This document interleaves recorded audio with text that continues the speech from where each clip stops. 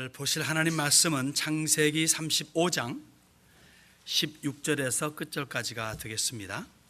창세기 35장 16절에 눈을 고정하시고 하나님 말씀을 같이 읽으며 또 말씀을 듣는 가운데 함께 은혜를 나누기를 원합니다. 세겜성에서 거주하려고 하는 야곱이었는지 그만 세겜성에 큰 사건이 일어나게 되죠. 세겜성 대학살 사건이 일어나게 되고, 그래서 불안한 나머지 야곱은 드디어 그곳을 떠나야만 하는 그런 환경에 처하게 됩니다. 하나님께서 드디어 말씀하십니다. 이제 좀 제발 떠날래? 너가 나에게 약속한 곳 베델로 갈래? 거기에서 좀 거주할래? 라고 우리가 지난번에 말씀을 통해서 우리가 보게 됩니다. 그래서 우여곡절 끝에 드디어 베델에 오게 된 야곱은 거기서 이제 여장을 풀고 이제 거기에서 거주하라, settle in there, settle in Bethel이라고 말했기 때문에 거기서 이제는 거주하고 짐 풀고 살면 되죠. 여장을 풀고 오 주여 감사합니다. 이제 여기에서 저의 100수년에 걸친 그런 방랑의 삶을 마치겠습니다 라고 하였더라면 좋았겠는데 얄궂은 인생은 또한 어떻게 된 일인지 야곱으로 하여금 베델을 또 떠나게 만듭니다. 왜 떠날까요? 글쎄 모르겠습니다. 아마도 세겜의 후환이 두려워서 더 멀리 가려고 했는지, 아니면 베델 근처가 목초지로서는 적당하지 않기 때문에 더 좋은 곳으로 옮기려는지, 아니면 아버지가 보고 싶어서 아버지 근처에 가려고 하는지, 이러저러한 이유 때문인지 몰라도 여하튼 떠나가지 말아야 될 베델을 떠나가는 그러한 야곱을 봅니다. 애석하게도 이삭이 거주하는, 이제 이 베델을 떠난 다음에 이삭이 평생 거주하는 헤브론에 도착했을 때에는 몇 가지의 비극적인 사건이 벌어지게 되고, 도착한 이후에 거주하는 동안에도 그는 끊임없는 어려움을 겪게 됩니다. 즉 자승자박이다 하는 느낌을 가질 정도가 되죠. 그냥 성경을 읽어버리면 그러려니 하지만 가만히 생각해 보면 참 이러지 않았으면 어땠을까, 저랬으면 어땠을까 하는 그런 질문을 던지지 않을 수가 없습니다. 다시 말해 평생의 사랑인 라헬이 헤브론으로 가는 도중에 객사하게 됩니다. 그리고 장자 루벤이 통간함으로 말미암아 장자의 자격을 상실하게 되죠. 이른바 장자의 죽음을 접하게 됩니다. 그리고는 헤브론에 도착한 지 얼마 안 돼 가지고 아버지의 죽음, 이삭의 죽음을 만나게 되고, 아버지의 죽음을 만나기 이전에 사실은 성경은 37장에 나옵니다마는 그 아들 요셉이 죽게 되는 사건을 접하게 됩니다. 우리야 성경을 아니까 죽은 게 아니죠. 그러나 적어도 야곱에게 있어서는 동물에 찢겨 죽었다라고 믿고 22년간을 슬픔 속에 지내게 되는 사건이 벌어지게 되고, 또 36장에 나옵니다마는 그 형 에서가 아버지 이삭이 죽기 전에 이미 그 가나안을 떠나서 목초하기에 좋은 넓은 지역인 그 세일산으로 옮겨가는 것을 접하게 되죠. 사실 아무리 형 에서랑 아웅다웅한다 할지라도 오로지 혈육입니다. 유일한 혈육인데 이 혈육이 떠나간다고 하는 것은 다시 말해 형의 죽음이라고 볼 수가 있죠. 다시 말해 많은 죽음을 접하는 야곱을 우리는 헤브론에 거하면서 우리 보게 됩니다. 그러니까 당연히 질문을 던지지 않을 수가 없어요. 만일 야곱이 베델에 거하였더라면 어떠했을까? 이런 사건들이, 이런 불미스러운 사건들이 벌어졌을까? 성경의 역사는 그렇게 말하지 않으니까 우리는 생각할 필요도 없고 추측해 볼 필요도 없습니다. 다만 그냥 그렇게 생각해 보는 거죠. 질문해 보는 거죠. 이제 저희들 두 번째 죽음을 접하게 됩니다. 두 번째 죽음이라 하면 첫 번째 죽음이 누구였죠? 어머니 드보라의 유모였던 혹 널스였던 리브가의 어머니 리브가의 유모였던 혹 널스였던 드보라의 죽음이죠. 그 죽음을 접하면서 그 묻은 그 장소를 두고 알론 바굿이라, 곡함의 상술이다 하는 의미를 뒀다는 것은 매우 슬펐다는 얘기입니다. 어머니같이 여기고 어머니를 마지막을 보지 못했던 그 안타까움 속에 어머니같이 여기 드보라를 섬기면서 드보라가 죽게 되니까 그 안타까움으로 그만 많이 서럽게 울었던 것으로 우리는 생각이 드는데, 이제 그러한 그 죽음을 접한 이후에 두 번째 죽음, 곧 사랑의 죽음을 접하게 됩니다. 16절에서 20절을 보게 되면은 이렇게 말씀을 합니다.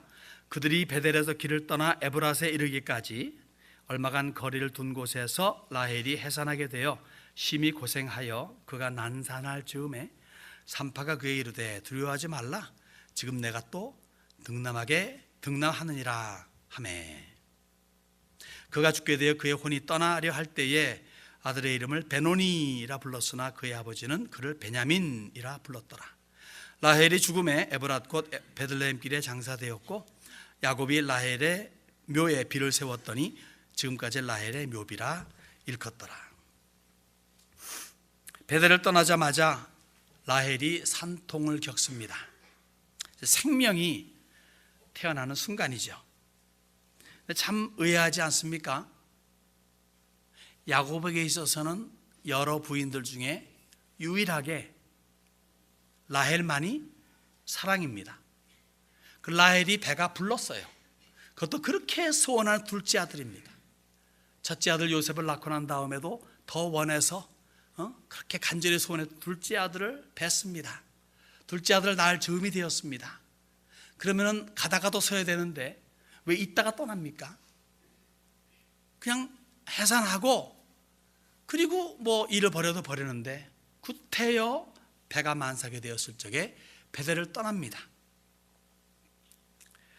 참 이유는 모르겠어요. 그러나 답답합니다.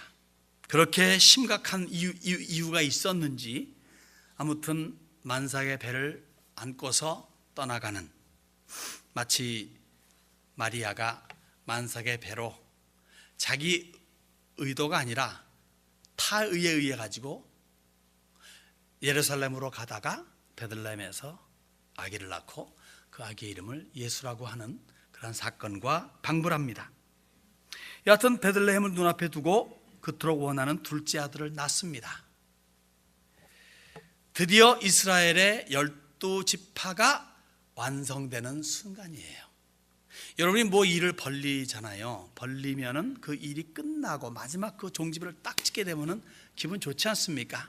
그러면 대개 파티 아닌 파티도 열고 함께 즐거워하려고 그러지 않습니까? 하나님께서도 인류 역사에 가장 중요한 이스라엘이라는 나라를 세우시고 그 마지막 아들이 태어나면서 12지파를 완성시키는 과정 속에서 하나님도 얼마나 기뻐가지고 파티를 열었으면 좋겠는데 그렇지가 않고 파티가 아닌 오히려 죽음을 접하게 되는 것이 참 아이러니입니다. 마치 온 백성에게 미칠 큰 기쁨의 좋은 소식인 예수님의 탄생이 라마의 통곡을 자아낸 것과 방불합니다. 라마의 통곡이 뭡니까? 예수님 태어나시자 그러자 헤롯이 사람을 보내가지고 베들레헴의 2살 이하의 아이들을 다 죽이게 한, 그래서 통곡이 일어나게 한 그러한 사건이라는 거죠. 생명이 있는 곳에 죽음이 있다고 하는 것, 여러분 이것이 사실 인간이 가지고 있는 죄의 깊이입니다. 상상할 수 없는 죄의 깊이입니다. 생명 속에 꼭 죽음이 있더라고요. 그런데 그 죽음에서 생명이 또한 움돋기도 합니다. 죽음 속에 생명이 있는 거죠. 곧 주 예수의 십자가의 죽음을 통해서 생명이 믿는 자들에게 부여되는 것과 일치하게 됩니다. 예수님께서 이렇게 말씀하십니다. 한 알의 밀이 땅에 떨어져 죽지 아니하면 한 알 그대로 있고 죽으면 많은 열매를 맺느니라.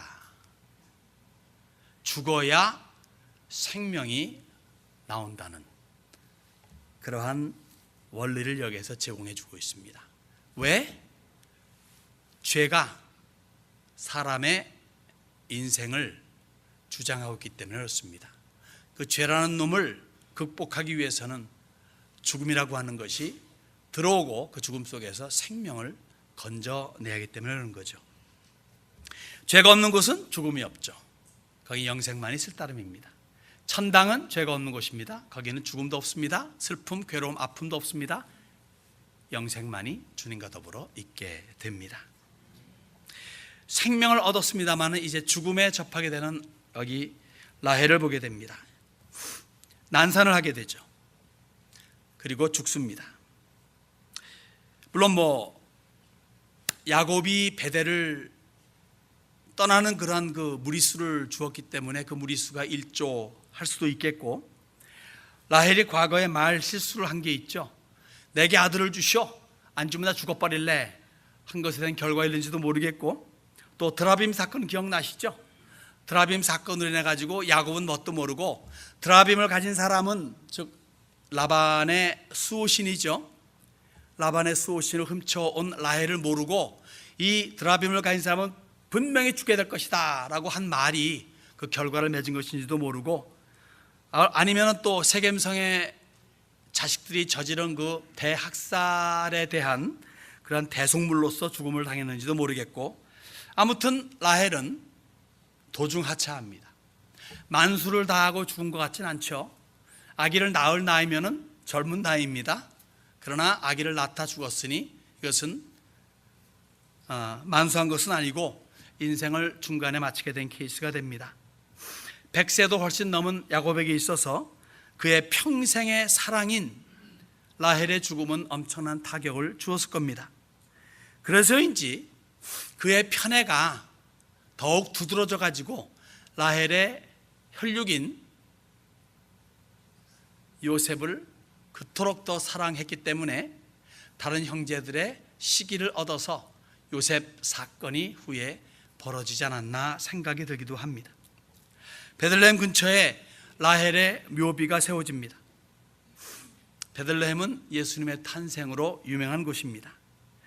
탄생했기 때문에 큰 기쁨의 좋은 소식의 장소로 자리매김을 하게 되지만, 헤롯이 베들레헴에 저지른 아동 살해 사건 때문에 죽음의 자리, 슬픔의 자리로도 인식이 됩니다. 그러니까 베들레헴이라고 하는 곳은 베노니와 베냐민이 공존하는 곳이에요. 베노니의 의미가 뭡니까? 슬픔의 자식이에요. 슬픔의 아들. 베냐민은 무슨 의미입니까? 오른손의 아들이에요. 오른손의 아들. 성경에서 오른편, 오른쪽이라고 하는 것은 능력의 위치를 말합니다. 즉 능력의 아들이다. 슬픔의 아들이 능력의 아들. 즉 예수 그리스도의 탄생의 능력의 아들이 슬픔의 많은 아들들을 배출해내고, 슬픔이지만 그러나 그 속에서 죽음이라는 곳에서 생명이 또한 움트는 것을 우리들은 발견할 수가 있다는 거죠. 그래서 라헬이 죽어가면서 베논이라 이름하였지만 야곱은 그 이름을 바꾸어서 베냐민이다 라고 바꾼 것은 어머니같이 여겼던 드보라의 죽음 때에 알론바굿이라고 하면서 슬픔을 견디지 못한 그런 모습을 이제는 극복했다라고 하는 것을 보여주는 겁니다. 무엇으로? 믿음으로. 드보라보다 훨씬 더 사랑하는, 말도 할 수 없이 더 사랑하는 라헬의 죽음에 있어서 통곡하고 울고불고한 야곱이 아니라 오히려 그 슬픔을 극복하는 믿음의 사람으로 성장해가는 것을 보게 됩니다. 여러분, 믿음의 삶은요, 인생으로 하여금 항상 슬픔에 잠겨있게 하지 않습니다. 슬플 때가 있죠. 괴로울 때가 있죠. 아플 때도 있고. 그러나 거기에 잠겨있지는 않습니다. 슬픔과 고통의 현재를 능력과 존귀의 미래로 바꾸어주는 것이 믿음입니다. 자, 베냐민이라 이름을 했습니다. 바꿨습니다. 이스라엘 역사상에 왕정 제도를 시작한 첫 왕이 누구입니까? 사울이죠. 사울은 베냐민 지파 사람입니다. 신약 시대를 열면서 정말 주님께서 원하시는 세계 선교의 첫 주자, 그리고 대표적인 사나이로서 자리매김한 사람이 누구입니까? 바울입니다. 그분도 베냐민 지파 사람입니다. 베노니에서 베냐민으로 바뀐 멋진 케이스입니다.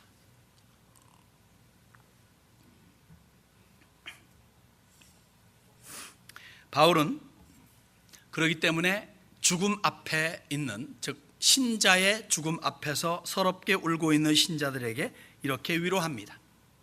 우리가 예수께서 죽으셨다가 다시 살아나심을 믿을진데 이와 같이 예수 안에서 자는 자들도 하나님이 그와 함께 데리고 오시리라. 베노니를 접했느냐? 베냐민이 된다는 거죠. 그 어느 한 영혼도 주 안에서 죽음을 맞이한, 즉 잠자게 된 사람들은 그들의 눈이 떠질 적에는 천국이라는 것이고, 우리 역시 그들과 함께 더불어 영원히 천국에서 산다고 하는 보장이, 그러한 소망이 아니라 그러한 보장이, 그러한 개런티가 되어 있다는 거죠. 그것이 믿음입니다. 그 믿음을 야곱은 소유하고 있습니다. 두 번째 죽음을 사랑이 죽게 되었지만, 그러나 거기서 끝나는 게 아니라 세 번째 또 죽음을 맞이하게 됩니다. 이것은 곧 장자의 죽음입니다. 21절로 22절까지 보게 됩니다. 이스라엘이 다시 길을 떠나 에델 망대를 지나 장막을 쳤더라. 이스라엘이 그 땅에 거주할 때에 루벤이 가서 그 아버지의 첩 빌하와 동침함에 이스라엘이 이를 들었더라. 베델에서 조금 더 멀어집니다. 이번에는 장자 루벤의 죽음 아닌 죽음, 다시 말해 장자권 박탈 사건이 벌어집니다. 49장에 보면요, 그렇게 기록이 돼요. 그것도 평생 사랑인 라헬이 준 여인과 더불어 그만 성적인 관계를 맺습니다. 서모와의 통간이라고 하는 것은 그저 간음이라고 하는 단순 사건으로 끝나지 않습니다. 루벤이 깨닫던 뭐 알고 있었겠죠. 그러나 의도했던 의도하지 않았던 그의 아버지의 여인, 아버지의 사람을 건드렸다고 하는 것은 아버지의 것을 독차지하겠다는 것과 다를 바가 없이 여겨지는 것이 구약 시대의 개념이었습니다. 그렇기 때문에 이 사건이 벌어지게 되면 굉장히 예민하게들 반응을 했어요. 그 대표적인 케이스가 솔로몬 아닙니까? 이미 왕이 됐습니다. 그런데 형 아도니아가 아비삭을 달라. 아비삭이 누구죠? 다윗이 늙어서 이제 춥고 할 적에 요단보 격으로 이렇게 집어넣어준 여인입니다. 근데 전국에서 제일 이뻤다 그럽니다.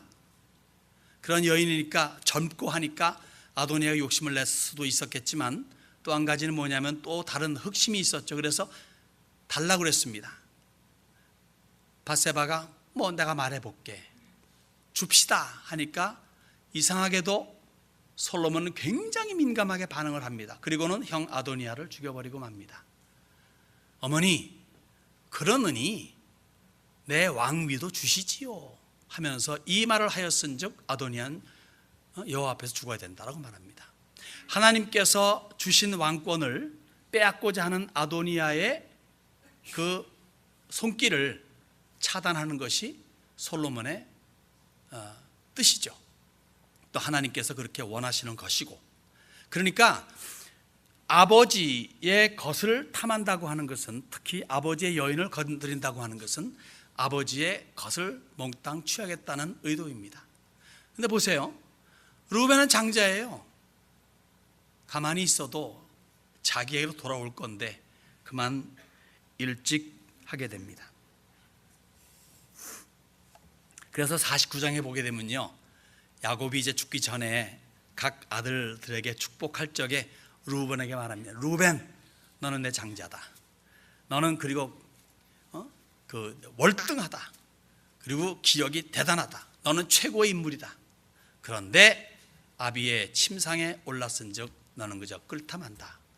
이 표현을 함으로 말미암아 그는 장자권이 박탈되는 것을 우리는 알게 됩니다. 즉 미리 끌어버렸기 때문에 도중 하차가 되는 거죠. 여러분 사실 가만히 보게 되면요, 참지 못하고 미리 손을 뻗치는 바람에 도중 하차되거나 아니면은 일을 망치는, 일을 그르치는 케이스가 허다하게 있습니다. 아까 말했던 아도니아 같은 케이스도 그렇고, 또 압살롬도 사실은 그러게 됐고, 뭐 하나님의 뜻은 따로 있었다지만 압살롬은 당연히 자기에게 돌아올 줄 알고 미리 손을 써버렸죠. 그런데 그런 좀 참지 못하고 이렇게 그래서 실패한 사람이 있는가 하면은 끝까지 참고 그래서 대성공한 케이스가 또 성경에도 기록이 돼요. 누구입니까? 요셉 같은 사람이죠.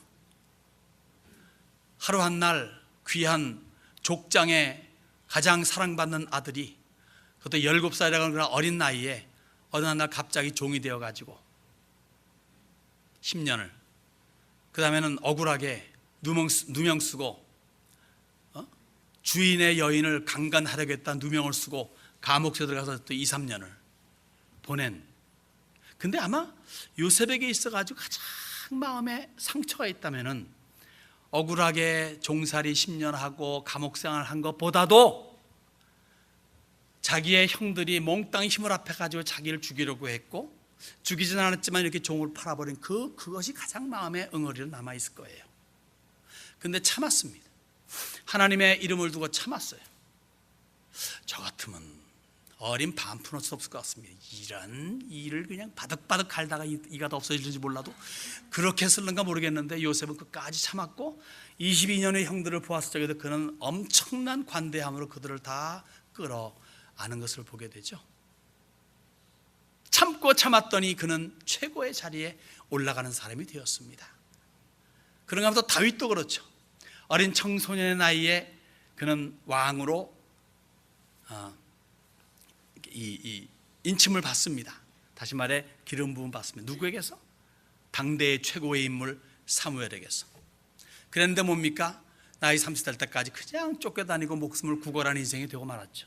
그러나 그런 와중에도 그는 단 한 번도 하나님께 원망한 것이 성경에 기록이 없습니다. 참고 참았더니 우리가 알고 있는 그 다윗이 되고 맙니다. 여러분, 혹시 우리 가운데 미리 끌었기 때문에 자기 밥그릇조차 챙기지 못하는 루벤 같은 그러한 사람이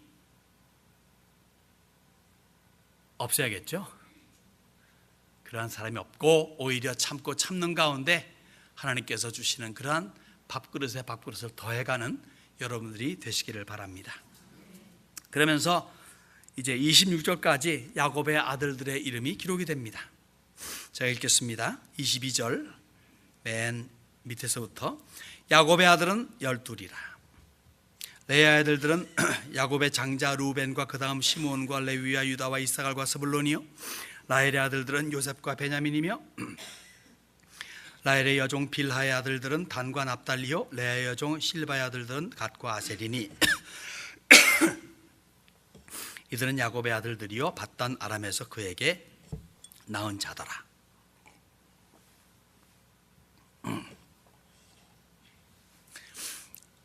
야곱은 라헬을 가장 가까이에 두었습니다. 자기의 진정한 아내라고. 그의 자식들도 그렇게. 그런데 하나님께서는 레아를 우선으로 치셨어요. 사람이 아무리 그래도 하나님의 뜻을 어길 수는 없습니다. 그래서 레아가 먼저 나오고 라헬이 그 다음으로 나오게 됩니다. 근데 보게 되면요, 왜 이것을 기록했을까 이미 알고 있는데 36장에 나오는 에서의 족보와 그래도 나름 비교하려는 의도가 있는 것 같아요. 우리가 다음 주에 보겠지만 36장에 나오는 에서의 그 족보는요 정말 휘황찬란합니다. 창대합니다. 비교가 안 됩니다. 그래서 에서의 복을 두고 세상적 복이라고 한다면은 우리는 야곱의 복을 두고 그 세상적인 측면에서 볼 적엔 정말 미미하고 별 볼 일 없는 야곱이지만 야곱의 복은 어떤 복이다? 언약의 복이라고 볼 수 있습니다. 언약의 복은 겉보기에는 초라하게 보일 수 있지만 그 무엇도 능가하는 최고의 복입니다. 나중에 에돔은 사라집니다, 역사에서. 그러나 이스라엘은 지금도 존재하고 있습니다. 언약의 복은 그런 거예요. 영구적입니다. 그래서 근데 여기 12아들 중에서 루벤만을 딱 셀렉트 해가지고 장자라고 덧붙여 있는 것으로 보아서 그의 통간이 얼마나 심각한 것인 것을 여기서 보여주죠. 그리고 아버지는 거기에 침묵합니다. 알긴 알았는데 거기에 대해서 뭐라고 말하지 않았다. 침묵이라고 할 적에 그 침묵의 무게는 더욱더 무겁게 그 아들에게 다가갑니다. 결국 49장의 판결문이 떨어지죠. 박탈, 장자의 자격에서 박탈당하죠. 그래서 장자권은 나중에 말씀드리지만 장자권은 유다 지파에 가고 축복권은 요셉 지파에 가는 것을 우리가 나중에 보게 됩니다.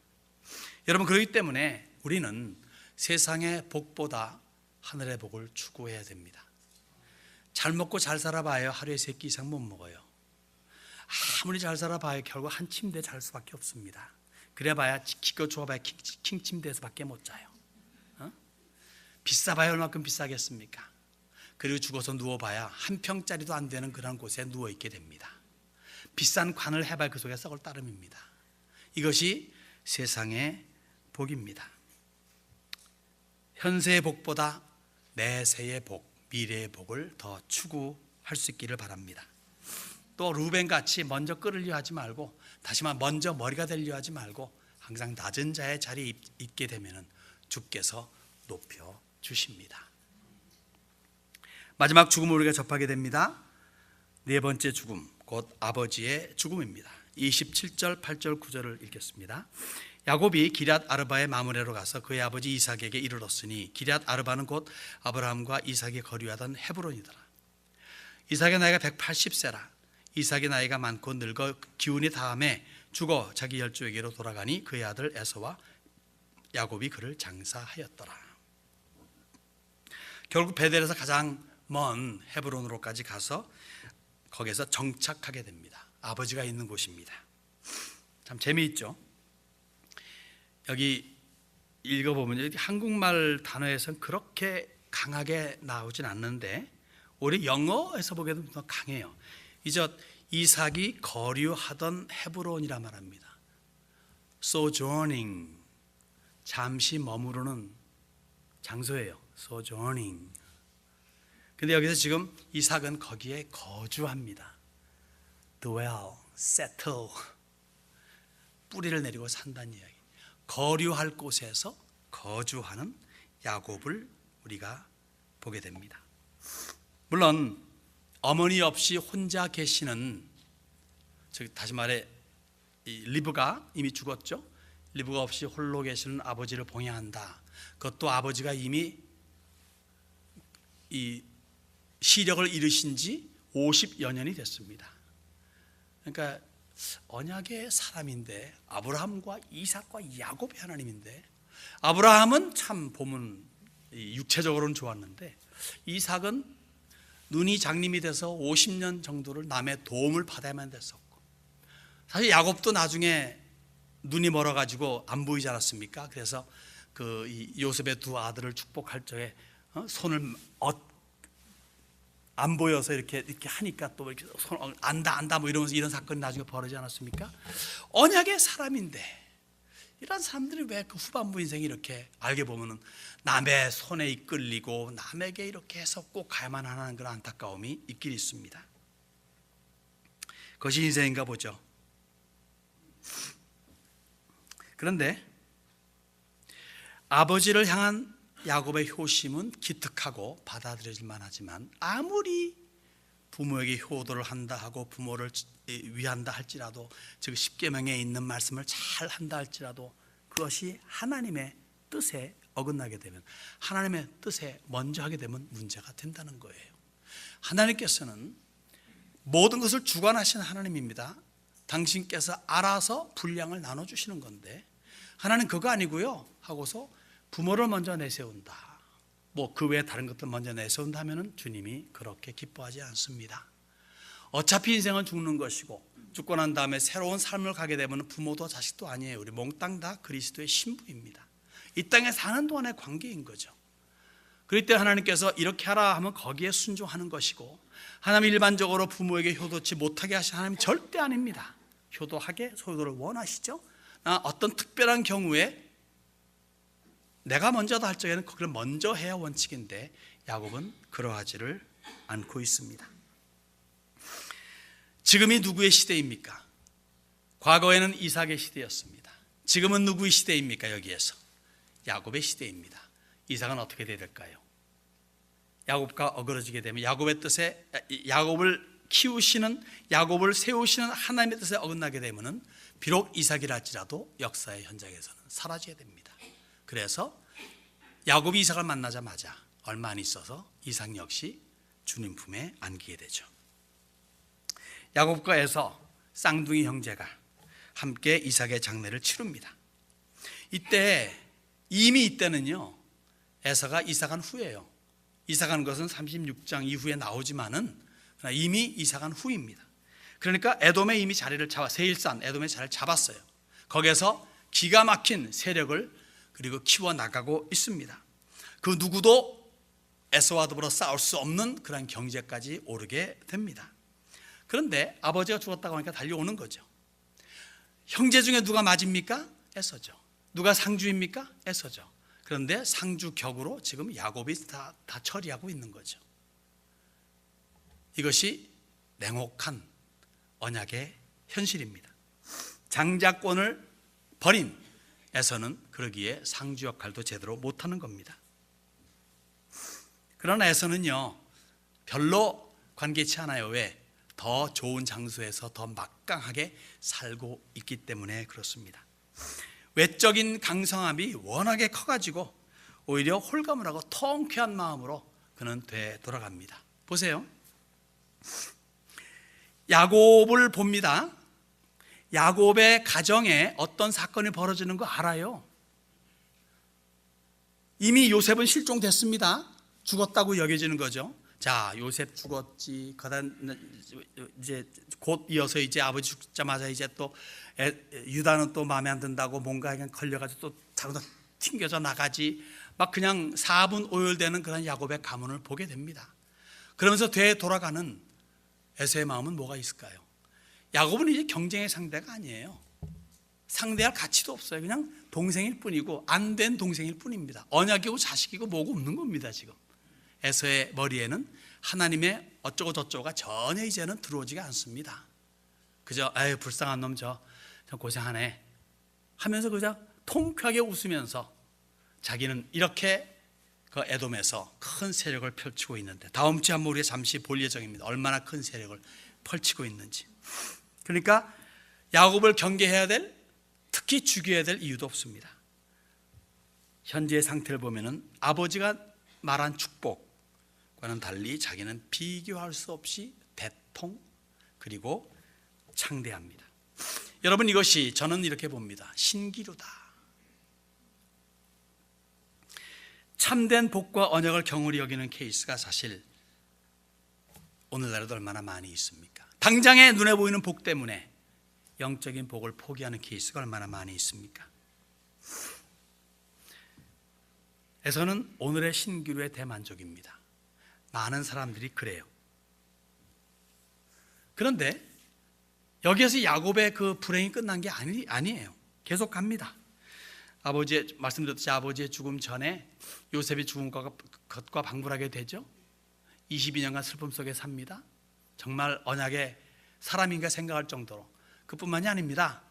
넷째 아들 유다도 나중에 며느리와 관계를 맺어요. 모르게. 또 쌍둥이 나중에 낳게 되죠. 그것도 넷째 아들의 죽음 아닌 죽음이에요. 그러니까 첫 네 아들 루벤은 통관함으로 둘째 셋째 아들은 세겜성에서 학살 사건을 말미암아 넷째 아들은 또한 며느리와 관계 맺어가지고 죽음 아닌 죽음을 딱 접하게 되고, 가장 사랑하는 라헬도 죽어버리고, 그 다음에 보니까 요셉마저 죽어버리고. 이거 뭡니까? 비통함을 금할 수 없는 게 야곱이에요. 언약의 사람입니다. 하나님의 약속이 있고 너를 창대하게 하리라 하신 그 하나님의 말씀을 듣고서 현재 그의 모습은 너무도 비참합니다. 그래서 질문 안 던질 수가 없어요. 왜 베델을 떠났는지. 약속의 장소를 떠나면 안 돼요. 사람마다 다 약속의 장소가 있어요. 지난주에 말씀드렸죠. 아브라함에게 어디입니까? 헤브론이죠. 물론 이삭은 어디입니까? 브엘세바죠. 여기 야곱에게는 베델입니다. 여러분도 다 있어요. 내가 있어야 할 것, 내가 해야 할 것 등등이 다 각자가 다르게 있습니다. 그걸 알고 거기에 맞춰 살아가는 사람이 가장 축복된 사람인 줄 믿습니다. 베델의 소원을 지키지 않았기 때문에 세겜의 사건이 벌어졌고 위급했던 세겜 상태가 베델을 향함으로 일단 해소가 됩니다만은, 그러나 베델을 떠나면서 가장 사랑하는 라헬이 죽고 장자가 실격되고 요셉조차도 잃고 아버지의 장사를 치르게 되고 결국 형도 떠나가고 다윗도 다윗이 아니라 누구죠? 넷째 아들 유다도 그만 죽음 아닌 죽음에 접하게 됩니다. 자, 언약 집안의 모습이 참 가관입니다. 우리 지난번에 우리 이삭 공부할 적에 이삭의 집안은 콩가루 집안이라고 했죠. 다른 건 몰라도 이것만큼 확실히 대물림 받는 것 같아요. 콩가루 집안 정도가 아닌 것 같습니다. 그래도 이삭은 죽음은 없었잖아요. 여기는 죽어 넘어가는 사건들이 막 벌어집니다. 첫 네 아들의 허물 그리고 요셉의 실종은 야곱에게 있어서는 청천 하늘의 마른 벼락 같은 억장이 무너지는 괴로움이죠. 더 이상 바라볼 것이 없고 기대할 것이 없습니다. 그래도 죽질 않아. 죽음이 다가오지 않으니까 안타까운 수십 년의 삶을 계속 살아가요. 나중엔 눈까지 멀어버려요. 참 괴로운 인생의 연속입니다. 이제 더 이상 머리를 굴릴 힘도 없고 꾀를 부릴 여가도 없게 됩니다. 그래서인지 정말 이거 이후에는요, 야곱은 정말 자식들에 의해 가지고 이리 궁사롭게 움직여 나간 걸 보게 돼요. 어떠한 생각조차 머리조차 굴리지 않는 야곱을 보게 됩니다. 여러분, 그런 겁니다. 무슨 의미입니까? 하나님께서는 어떤 수를 쓰더라도 사람이 하나님만 바라보게 하십니다. 아까 기도 참 기가 막히게 했죠. 하나님만 바라보게 하는, 하나님만 바라보게 하시는 것이 하나님의 원하심이에요. 아끼면, 내가 아끼는 것이 있으면 있을수록, 내가 취하려고 하는 것이 있으면 있을수록 더욱더 주님은 그것을 주님께 내어놓기를 원하십니다. 왜요? 질투만 하신 하나님이라기보다는 그것이 결국은 하나님께 나아가는 길에 방해가 되는 우상이 되기 때문에 그래요. 한 번 맺은 언약은 기필코 이루시는 분이 신실하신 하나님이십니다. 야곱과 일찍이 맺은 그 언약을 지키시려고 하나님께서는 야곱에게 이렇게 된다고 말씀하시는데 그걸 안 지키는 야곱인지라 신실하신 하나님이 아니시라면 포기해버리면 그뿐이에요. 너 관둬라, 이제 발로 뻥 차버리고, 그러면 야곱이 아니면 그건 내고 네가 해라 이렇게 할 수도 있겠는데, 그냥 야곱을 끝까지 붙드시는 하나님의 신실하심. 그렇다면 여러분들의 몫이 있는데 그 몫을 얼마만큼 이행하고 있습니까? 얼마큼 신실하게.